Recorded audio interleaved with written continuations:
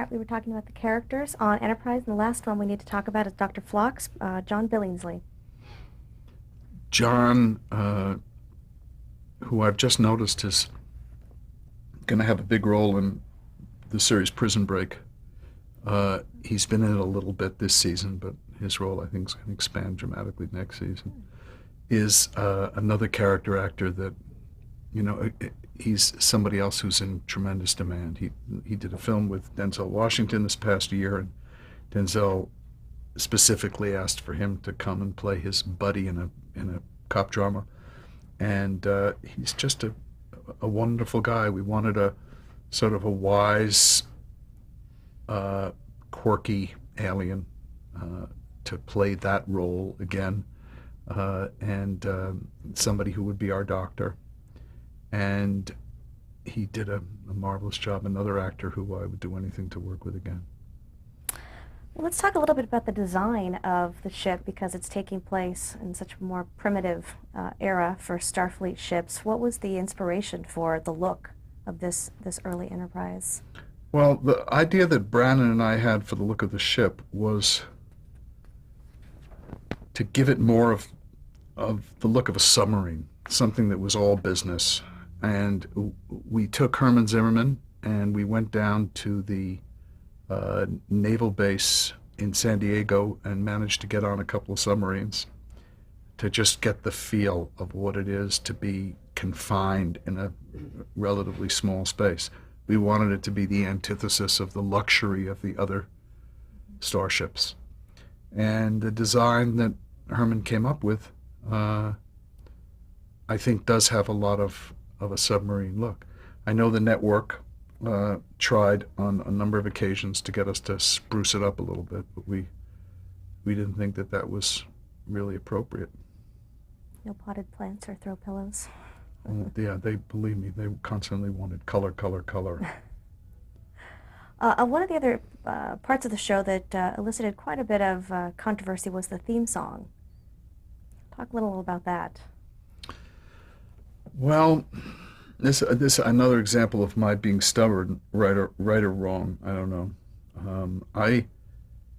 I thought it would be nice to have a theme song. Nobody had ever done it before, and I knew that I wanted the animation at the opening instead of just being the flying through space stuff that had existed on all the other Star Trek shows, that I wanted it to be a sort of a compilation of the science and the people that led up to spaceflight.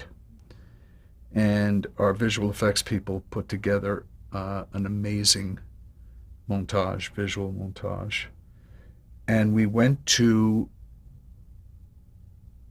a very famous contemporary composer named Diane Warren, who's written huge hits. And she went through a whole bunch of songs, and we came up with this tune that she had written, that the lyrics seemed perfect.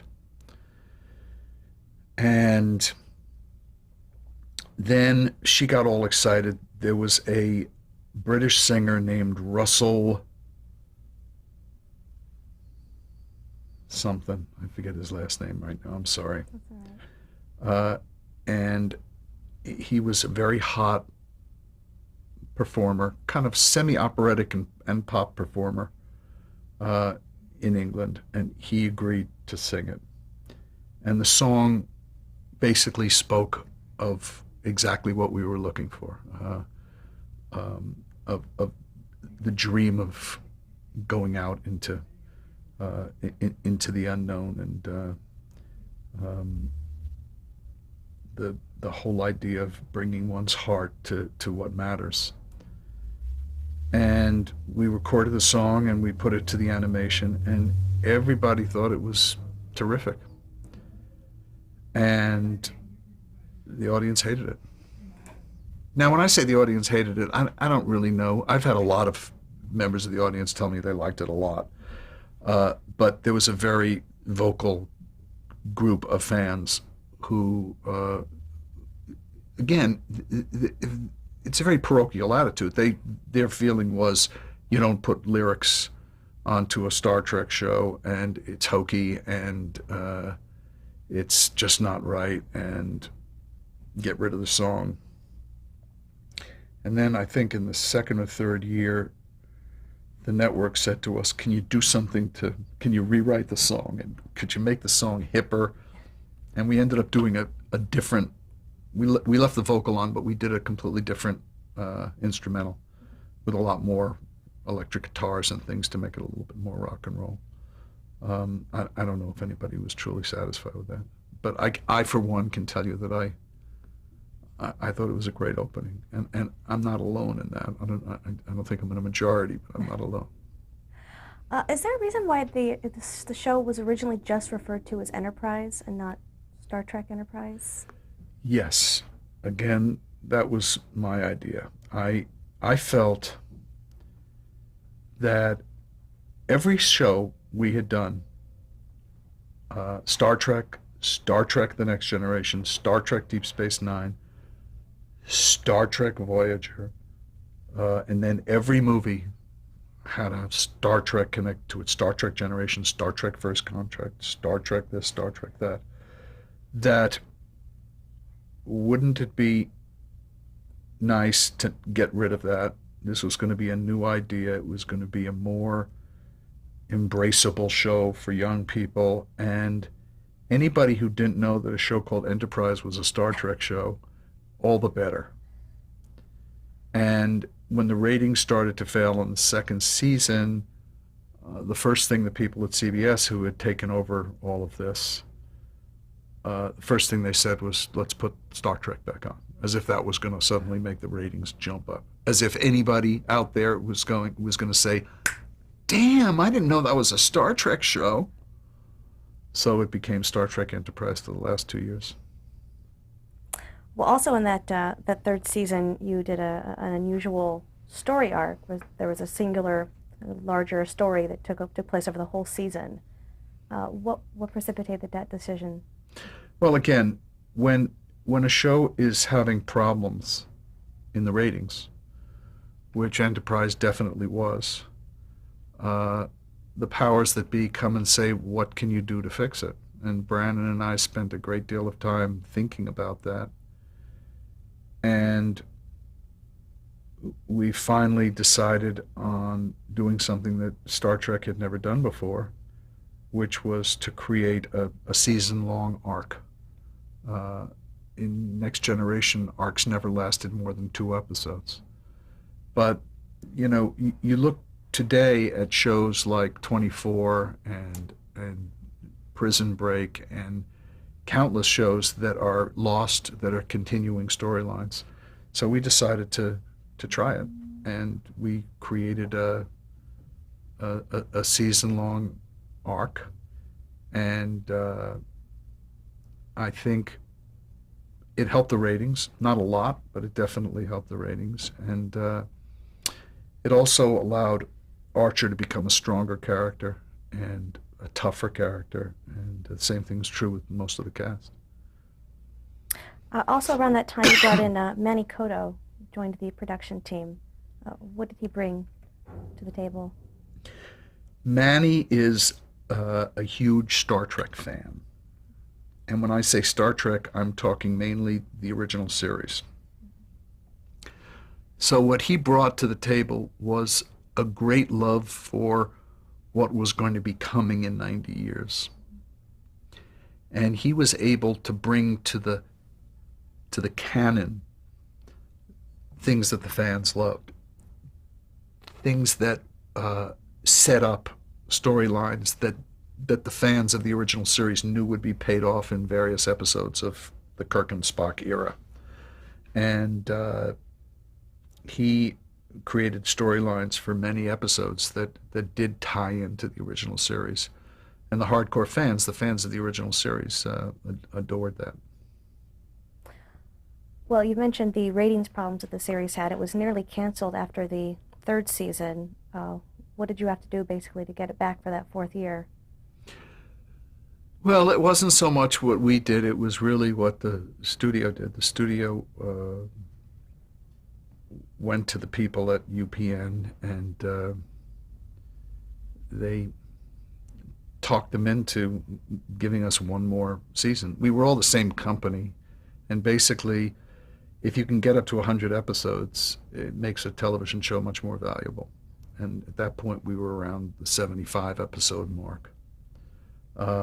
And I think they offered to lower the license fee a little bit, which made it more attractive to the network. And they finally agreed to give us a fourth season. But on Friday nights, do you think that was the death knell for the I series? think moving it to Friday night certainly didn't help. But I'm not a great believer in blaming things. Uh, John Dolgen, who was chairman of all of Paramount at the time, used the phrase to me, franchise fatigue, which I think was one of the best explanations of what was going wrong. Because at the same time, we made a movie with one of the top screenwriters in Hollywood called Star Trek Nemesis, and it just died. And simultaneously, there were problems going on with Enterprise. And uh, Nemesis was a good movie. It was not a problematic movie at all, and I think it really had to do with a sense of franchise fatigue and the fact that there had been so much Star Trek. As I said before, we ended up after the fourth season of Enterprise producing 624 hours of these four television series, which is unprecedented. When Enterprise was canceled, you had quite a bit of lead time to prepare the series finale. Are you satisfied with the way that it was wrapped up? Well, again, this was an area of controversy. An idea that Brandon and I came up with, and which we wrote, was a story that focused on two next generation characters, Troy and Riker, uh, coming onto the holodeck. And in the 24th century, there was we were right in the middle of an existing episode of Next Generation called Pegasus, where Riker has to make a decision. And we have Riker come on board or go into the holodeck to study the famous day 90 years ago when something happened to Jonathan Archer uh, that led to the eventually to the formation of the Federation. And we had full scenes in which Riker would appear as the chef, which was a character we had never seen before but had heard, where Riker, he could just, as people do when they're on the holodeck, he could just insinuate himself into any situation.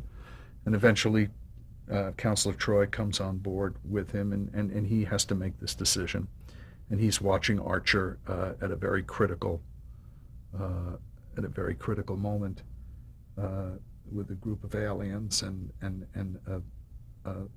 a friend who is in danger, and it was a very moving story. And we thought that, in a sense, we'd be honoring our characters by seeing them through the eyes of a future generation. Uh, but a lot of people took it as being disrespectful to the cast. A lot of people took it that uh, we had turned the final episode into an episode of the Next Generation of another series, which was very far from the truth.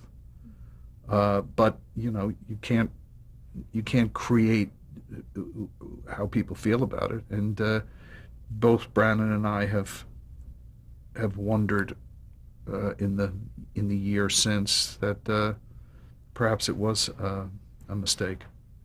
There were those who thought the episode were terrific, and there were a lot more who thought that it was sort of disrespectful to end the series that way. Do you think the show had kind of finally started to find its footing creatively by the time it was canceled? I think that in the fourth season of the show, especially with Manny involved, and with Manny creating so many storylines that tied into the original series that brought back a lot of the core fans to the show. Uh, Even the critical notices that we got were that the show was kind of firing on all cylinders in the fourth season. And I don't think there's any doubt that we could have gone on for another three if we had been given the chance. You mentioned the feature films that you've done for Star Trek. Do you have a favorite of the four, Generations, First Contact, Insurrection, or Nemesis? Um, yeah, undoubtedly my favorite is First Contact. Brannon and Ron Moore and I developed a storyline for the first series, which was Generations. And in that movie, we took Captain Kirk. We found him in this strange netherworld called the Nexus. Uh, we saw him die back in his time, and then he dies again at the end of our movie. This was a character who was long dead already when Next Generation took place, but we were perceived as killing Captain Kirk. And it was the first movie we had done. And the director, David Carson, it was the first movie he had done. And it did very well, did better than the studio expected. But we learned a lot of lessons from it. And then when it came time for the second movie, the three of us sat down and came up with the idea of a time travel film dealing with the Borg, and dealing with, actually that was the creation of the Borg Queen, because we needed somebody specifically to speak for this kind of hive mind. And that movie just really worked. I mean, it got across the board great reviews. It did very, very well, both in the United States and overseas. And it was the most fun to do.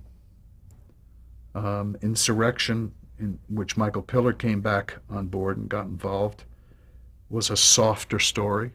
Again, after First Contact, which was a very go-get-'em action adventure kind of a movie, Michael wanted something a bit softer. And Insurrection had some amazing stuff in it, but it didn't do quite as well as First Contact had. And then Nemesis, where we had found John Logan, who John has written The Last Samurai. He wrote Gladiator. He wrote Aviator. He's a top-notch screenwriter.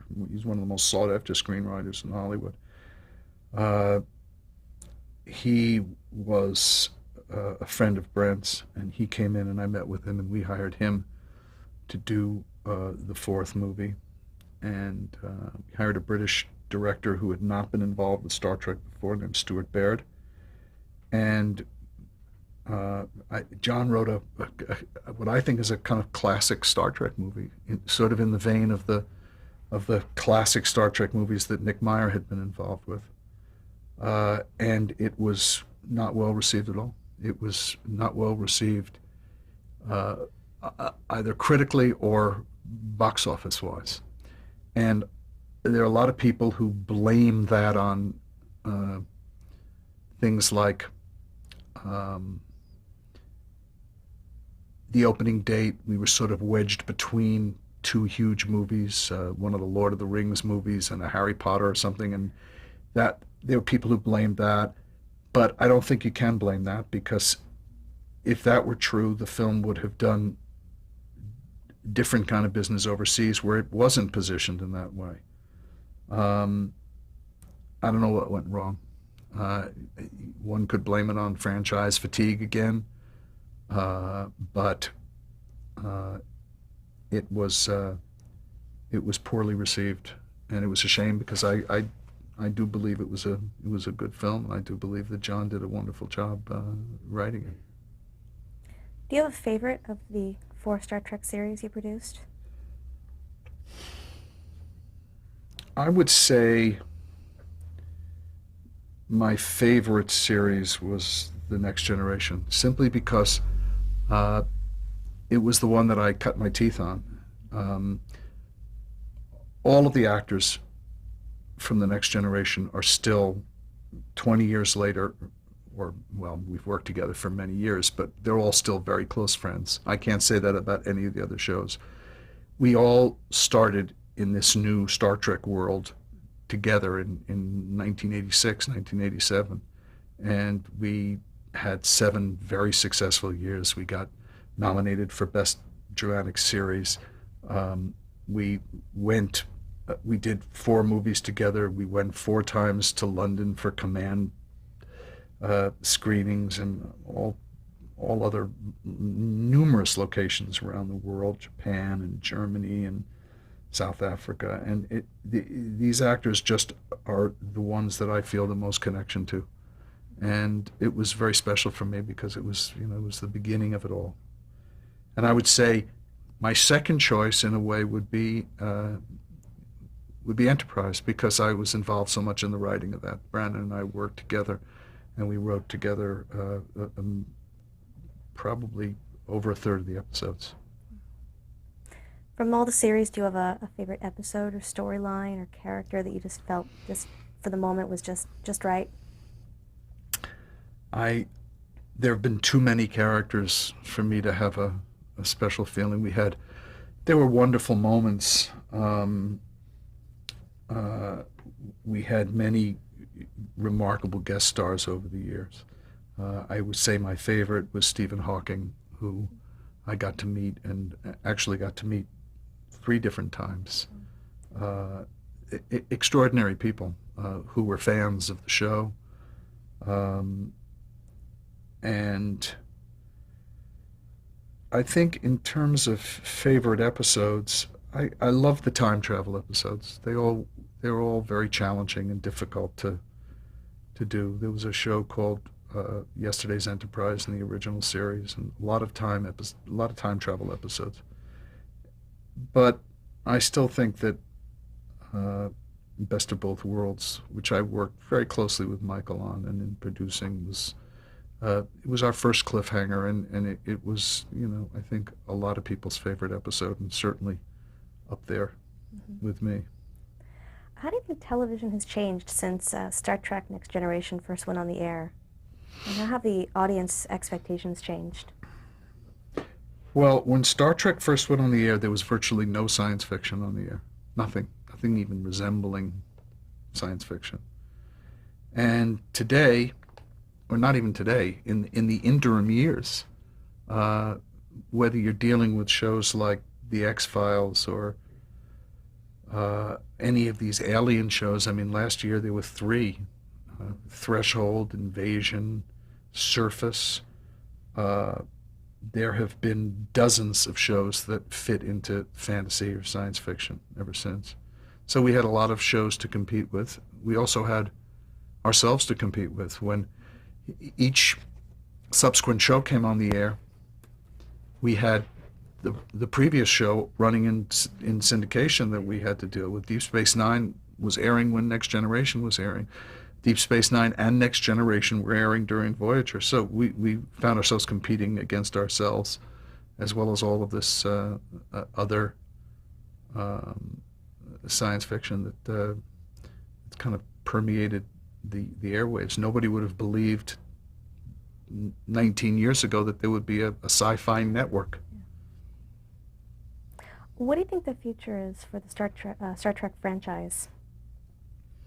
Well, there's word that J.J. Abrams, who's one of the hot directors both in television and films, is going to start work on developing a kind of reinventing a Star Trek film, the next film. That could be very exciting. Uh, and I think that when there is another television series, it probably will come out of that. I think that TV-wise, it needs a rest. It's only been off the air for a year at this point, and I think it needs a little bit more of a rest. I think Star Trek will go on for a long time. There's hardly a person on this planet who doesn't know what warp speed means, or what beam me up Scotty means, or what a photon torpedo is. And I think Star Trek will go on in one form or another for a long time. But as far as the TV end of things go, I think it's good that there be a rest for a number of years. What do you think is the legacy of Star Trek?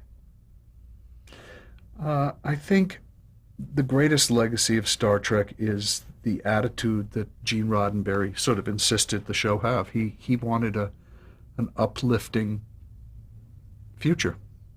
You look at uh, your Blade Runners and most of your other science fiction films, and they're often movies that depict a very dark look at the future. Gene truly believed that mankind was going to get better and better.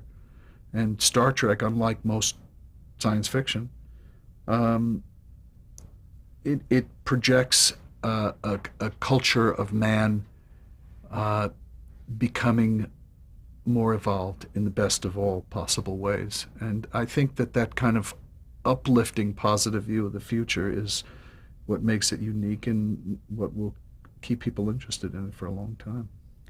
Well, now Star Trek was all about Gene Roddenberry's vision of the future. What do you believe the future holds? Um, I don't know. I don't know what the future holds. It's something I've thought about a lot. I believe that in the 18 years that I've been involved with Star Trek, that my responsibility was to keep Gene's vision of the future alive. And I spent most of my time thinking about his positive direction of the way things are going. As to whether it's going to be quite as rosy as he thinks it is, I can only be hopeful. What are your current projects now? I have a number of projects that our company are developing, hopefully for next year's fall schedule, and things that we're going to be pitching in the next month to probably to all five of the networks, and hopefully there'll be shows where people drive around in cars and not in spaceships. This is outside of the science fiction realm. Some of them touch on science fiction a little bit, but nothing that has to do with futuristic space travel. What advice would you give to an aspiring producer?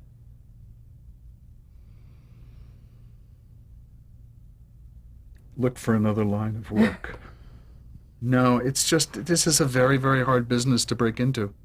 Uh, as I explained in the beginning, it was a very lucky uh, twist of fate for me. I had certainly paid my dues in many ways in New York, in writing and in producing and in editing, and I knew enough that when I came out here, I got offered jobs. But in most parts, it's very, very difficult to get into this business in Hollywood, and you just have to be very, very persistent and not get discouraged. I would say those are my two greatest pieces of advice.